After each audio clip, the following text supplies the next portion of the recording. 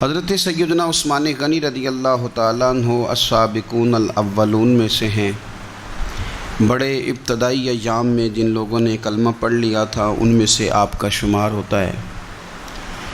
آپ ایک بڑے بہترین سمجھدار اور زیرک قسم کے تاجر تھے۔ اللہ تبارک و تعالیٰ نے مال میں بڑی وسعت عطا فرمائی تھی، اس کے ساتھ ساتھ بڑا حسن و جمال تھا، بڑے خوبصورت تھے۔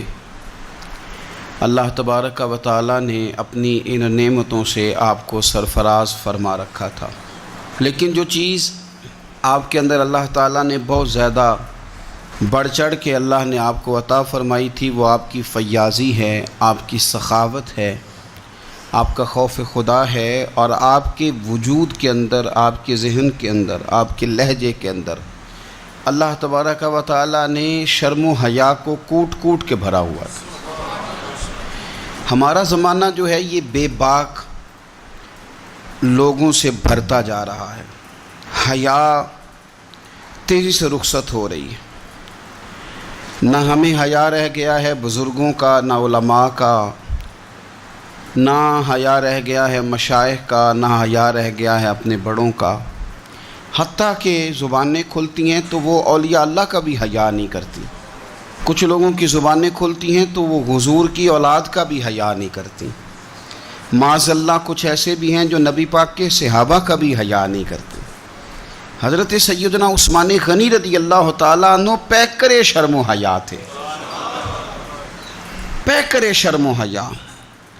آپ فرمایا کرتے تھے کہ جب سے میں نے حضور سید عالم علیہ السلام کے چہرہ نور کی زیارت کی ہے، میں نے کبھی اپنی شرمگاہ کو بھی نہیں دیکھا، اور جب سے میں نے یہ اپنا ہاتھ حضور کے دست اقدس میں دیا ہے، میں نے یہ سیدھا ہاتھ کبھی گندگی کو نہیں لگایا۔ آپ نے اپنی زندگی شرم و حیا کے اندر ڈھل کے گزاری۔ ہمارے ہاں لوگوں کے اندر مال و دولت آتا ہے نا، آج کل کے زمانے کی بات کر رہا ہوں، تو لوگ من چاہی زندگی گزارنا چاہتے ہیں۔ وہ کہتے ہیں اب میں اپنی ساری خواہشات کو پورا کروں گا۔ پیسہ جو جیب میں، مفت کا اعتماد دلاتا ہے پیسہ۔ پیسہ آدمی کے اندر کچھ ایسی قوتیں پیدا کرتا ہے کہ وہ نہ چاہتے ہوئے بھی کچھ ایسے کام کر جاتا ہے۔ اس کے ذہن میں سودا سما جاتا ہے کہ میری جیب میں پیسے ہیں، مفت کا اعتماد ہے۔ جو ان کے اپنے ہوتے ہیں ان سے لوگ دور نکل جاتے ہیں، رشتہ داروں سے، دوستوں سے، احباب سے، پرانے لوگوں سے کٹ جاتے ہیں، جیب میں پیسہ جو آ جاتا ہے۔ لیکن مصنف ابن ابی شیبہ میں بڑا ہی خوبصورت انداز حضرت عثمان غنی کے بارے میں موجود ہے۔ فرمایا صحابہ نے کہ حضرت عثمان غنی کو اللہ نے گرچہ مال بڑا دیا تھا، لیکن وہ سب سے بڑھ کر اپنی شرمگاہ کی حفاظت کرنے والے تھے، اور سب سے بڑھ کر اپنے رشتہ داروں کے ساتھ صلہ رحمی کرنے والے تھے۔ بھلایا نہیں کسی چیز کو۔ انہوں نے اپنے آپ کو شرم و حیا میں ڈھال کے رکھا۔ حضرت عثمان غنی رضی اللہ تعالیٰ عنہ کے بارے میں کسی نے بڑے خوبصورت جملہ کہا ہے۔ اس نے کہا ہے جب بھی کوئی شرم و حیا پہ دیوان لکھے گا تو لازم ہے کہ وہ سیرت عثمان لکھے گا۔ کائنات والے جب بھی شرم و حیا پر کچھ تحریر کریں گے تو وہ سیدنا عثمان غنی پر لکھیں گے۔ مزاج میں شرم، مزاج میں حیا، طبیعت کے اندر اللہ تبارک و تعالیٰ نے ان کے یہ خوبصورتی رکھی۔ بندہ جو چیزیں بیان کرتا ہے، جن کو آگے وہ جن کا ابلاغ کرتا ہے، یقینی سی بات ہوتی ہے کہ ان چیزوں سے اسے بڑا پیار ہوتا ہے، تو وہ چیزیں وہ دوسروں تک بھی پہنچاتا ہے۔ حضرت عثمان غنی رضی اللہ تعالیٰ عنہ نے نبی رحمت صلی اللہ علیہ وسلم سے کچھ چیزیں لے کر امت کو پہنچائیں۔ کچھ روایات ہیں حضرت عثمان غنی کی، آپ کی کچھ مرویات ہیں جو ہماری تربیت کے لیے، ہماری اصلاح کے لیے بڑی ضروری ہیں۔ پہلی بات حضرت عثمان غنی رضی اللہ تعالیٰ عنہ ہم تک پہنچاتے ہیں، فرماتے ہیں میں نے رسول پاک صلی اللہ تعالیٰ علیہ وسلم سے اپنے کانوں سے سنا ہے، میرے کریم نے فرمایا تھا جو اس بات کا یقین رکھتا ہو کہ نماز برحق اور واجب ہے، فرمایا رب اس بندے کو جنت میں داخل فرمائے گا۔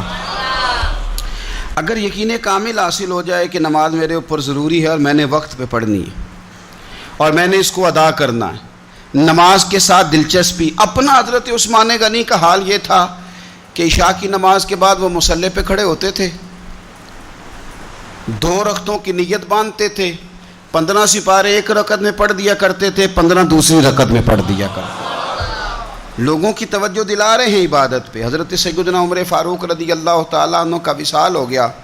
حضرت عثمان غنی رضی اللہ تعالیٰ عنہ بعد میں جب امیر المومنین بنے تو آپ نے حضرت عمر کی ایک بیوہ کے ساتھ نکاح کیا۔ تو وہ خاتون عرض کرنے لگیں کہ آپ نے میرے ساتھ نکاح کیا ہے، میں تو اب بڑھاپے کی حالت میں ہوں، کوئی خدمت نہیں کر سکتی، میرے ساتھ نکاح کرنا۔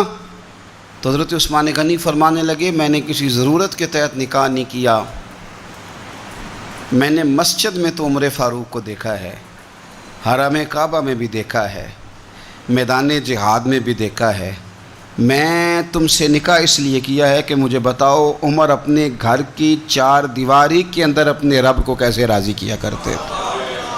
ان کا جو رات مصلی پہ بیٹھنے کا طریقہ تھا، تلاوت قرآن مجید کا جو انداز تھا، میں وہ سیکھنا چاہتا ہوں۔ عبادت کے ساتھ خاص شغف سیدنا عثمان غنی ذو النورین رضی اللہ تعالیٰ عنہ کا۔ حضور نے فرمایا تھا نماز میری آنکھوں کی ٹھنڈک ہے۔ میرے بھائیوں، اپنی نماز کی حفاظت کریں۔ حفاظت سے مراد یہ ہے کہ کسی نماز کو ضائع نہ ہونے دیں، نماز اپنے وقت پر ادا کریں۔ اور آپ جتنا نماز سے پیچھے ہٹیں گے نا، یعنی ہمارے ایک بزرگ تھے، وہ فرمایا کرتے تھے کہ جس طرح سکول سے ایک چھٹی کر لیں تو اگلے دن جانے کو دل نہیں نہ کرتا، اسی طرح اگر ایک نماز کسی نے چھوڑ دی تو اگلی نماز خود بخود اس کی سستی میں گزر جائے گی۔ آپ جتنا نماز کے قریب جاؤ گے، جتنا اس سے محبت کرو گے، اتنا نماز کی طرف آپ کی توجہ بڑھ جائے گی۔ اللہ تبارک و تعالیٰ نے مسلمان کو زندگی میں بھی بڑا اعزاز دیا ہے، مومن کی بڑی شان ہے، مومن کا بڑا مقام ہے۔ کنتم خیر امت، یہ بہترین لوگ ہیں۔ دنیا میں بھی مومن کا بڑا مقام ہے، اور مومن جب دنیا سے چلا جائے تو بھی اس کو ردی اور کوڑا سمجھ کر جلایا نہیں جاتا، بلکہ مومن کا اعزاز ہے کہ اس کو غسل دیا جاتا ہے۔ لباسوں میں سب سے سونا لباس سفید رنگ کا ہوتا ہے، اسے وہ سفید لباس پہنایا جاتا ہے۔ اور آپ دیکھیے آج یہ جا رہا ہے قبر میں، تو ہاتھوں پہ اٹھا کے بھی لے جایا جا سکتا تھا، کسی گاڑی میں رکھ کے بھی لے جایا جا سکتا تھا، لیکن یہ رسول اللہ کا کلمہ پڑھنے والا ہے نا، اس کی شان ہے کہ اسے کندھوں پہ اٹھا کے لے جایا جاتا ہے، اور اسے لے جا کے قبر کے اندر رکھا جاتا ہے جہاں خدا کی رحمتیں بڑھ کر استقبال کرتی ہیں۔ تو جنازہ، بندہ مومن کا جنازہ ایک بڑا مرتبے والا کام ہے۔ حضرت سیدنا عثمان غنی رضی اللہ تعالیٰ عنہ بیٹھے تھے تو ایک جنازے پہ نظر پڑی، ایک مسلمان کا، مومن کا جنازہ جا رہا تھا، اس جنازے پر نظر پڑی تو سیدنا عثمان غنی اٹھ کر کھڑے ہو گئے۔ ایک ہے کہ کسی معزز آدمی کے آنے پر آپ کھڑے ہوں، لیکن یہ شان ہے نا، یہ عظمت ہے نا مومن کی کہ اس کا جنازہ گزر رہا ہے۔ تو حضرت عثمان غنی رضی اللہ تعالیٰ عنہ اٹھ کے کھڑے ہو گئے، اور جب لوگوں نے آپ کی طرف دیکھا تو فرمانے لگے اپنی مرضی سے یہ کام نہیں کیا، ایک دن کریم رسول کے سامنے سے بھی جنازہ گزرا تھا تو میرے نبی اٹھ کے کھڑے ہو گئے تھے، تو میں تو اپنے پیارے محبوب صلی اللہ تعالیٰ علیہ وآلہ وسلم کی ادا کو ادا کر رہا ہوں۔ حضرت عثمان غنی رضی اللہ تعالیٰ عنہ نے ہمیں بتلایا کہ مومن کا ہر حال میں مقام اپنی نظروں کے سامنے رکھنا، مقدم رکھنا اس کی عظمت کو۔ جو رسول اللہ کا کلمہ پڑھ لے اس کی بڑی شان ہوتی ہے۔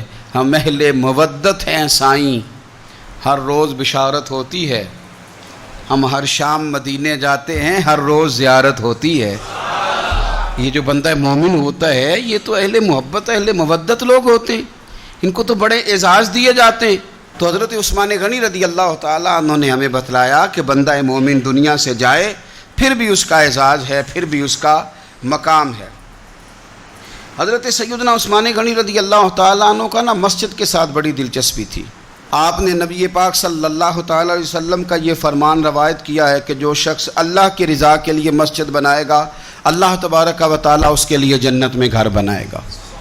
مسجد نبوی کی تعمیر حضرت عثمان غنی نے بڑے شوق سے فرمائی، اور اپنے دور میں انہوں نے مسجد کے اندر وسعت کی، تزئین و آرائش کی۔ اس کے اوپر جو فرش ہے مسجد نبوی کا، وہ فرش حضرت عثمان غنی نے ڈلوایا، اور آپ نے مسجد کے ساتھ، اور مسجد کون سی؟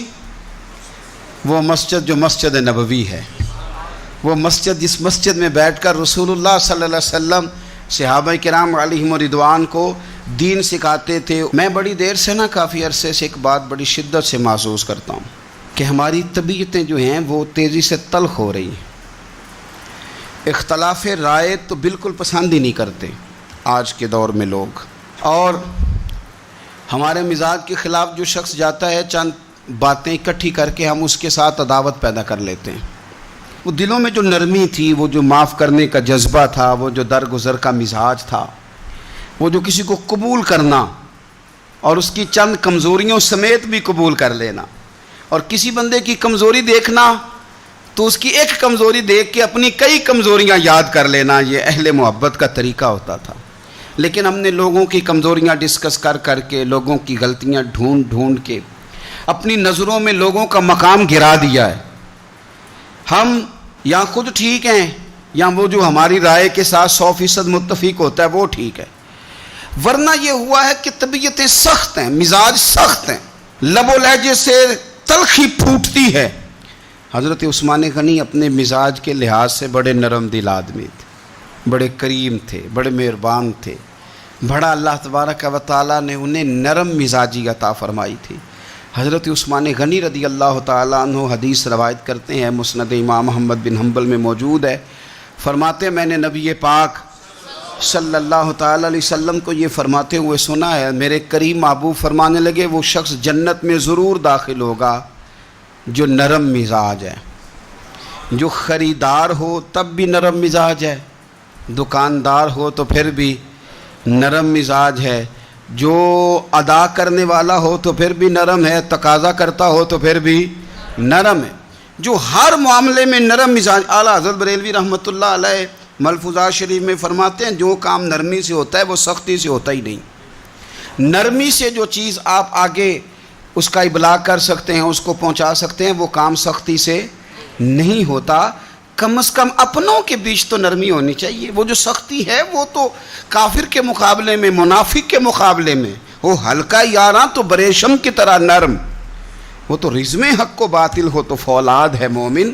تو حضرت عثمان غنی رضی اللہ تعالیٰ عنہ ہمیں یہ سبق پڑھاتے ہیں کہ اپنے مزاجوں میں نرمی لائی جائے، اپنی طبیعتوں کو ہمیشہ نرم کرنے کی کوشش کی جائے. حقوق العباد کا معاملہ ہمیشہ سے سخت ہے، اور ہم حقوق العباد کے معاملے میں بڑے خود غرض ہیں.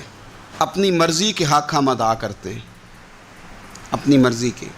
حقوق العباد سے مراد بندوں کے حقوق ہیں، ایک دو رشتوں کے حقوق نہیں.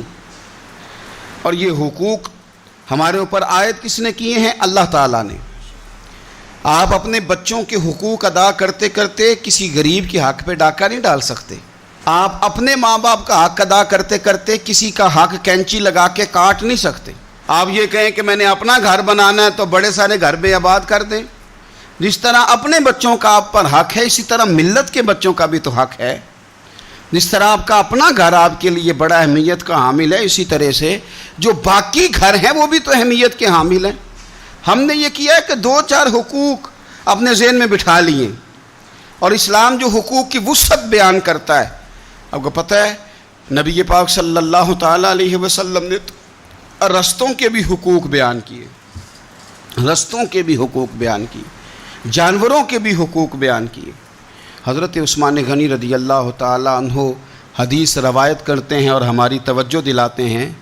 آپ فرماتے ہیں کہ یاد رکھنا دنیا کے اندر اگر تم نے کسی کا حق ضائع کیا تو قیامت کے دن تمہیں اس حق کا بدلہ دینا پڑے گا. آپ فرماتے ہیں میں نے خود نبی پاک علیہ السلام سے یہ سنا ہے کہ اگر سینگ والی بکری نے بغیر سینگ والی بکری کو مارا تو قیامت کے دن اسے بھی بدلہ دینا پڑے گا. اگر سینگ والی بکری نے بغیر سینگ والی بکری کو تکلیف دی تو وہ بھی قیامت کے دن اسے بھی استفسار کیا جائے گا، پوچھا جائے گا. تو بھائی ہمیں خیال کرنا چاہیے. حقوق العباد کا معاملہ بڑا نازک ہے، بڑا باریک ہے، بڑا محتاط ہو کر کے چلنے کی ضرورت ہے. کسی جگہ بھی حقوق العباد کے مسئلے میں اپنے آپ کو کمزور نہ کریں. کوشش کریں جس حد تک ہو سکے آپ نازک مزاجی کے ساتھ حقوق کے معاملے کا خیال کریں.